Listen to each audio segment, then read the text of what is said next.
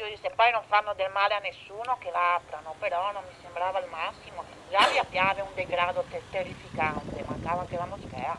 I residenti sono contrari alla riapertura della moschea nello spazio di un ex supermercato in via Piave, passato come centro culturale islamico, in realtà è divenuto in pochi giorni e senza alcuna autorizzazione un centro di preghiera. È un diritto avere la possibilità di esprimere tutte le religioni di questo mondo.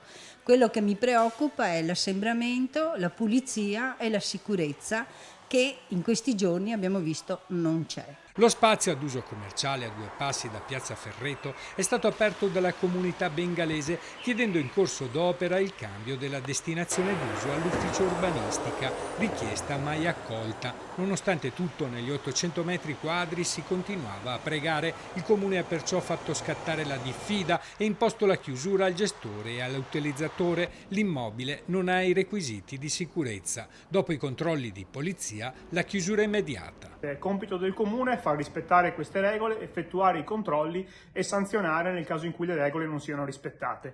Anche in questo caso il comune è intervenuto, non si tiri in ballo la libertà religiosa, i diritti o altre cose. Siamo davanti a una situazione di uso improprio di locali che non possono essere usati con quella destinazione.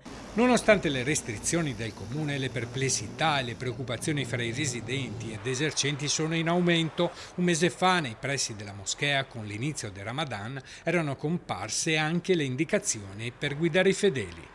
Io chiedo ai nostri politici che ci sia l'intelligenza di aprire questi tipi di centri di preghiera in zone dove è possibile convivere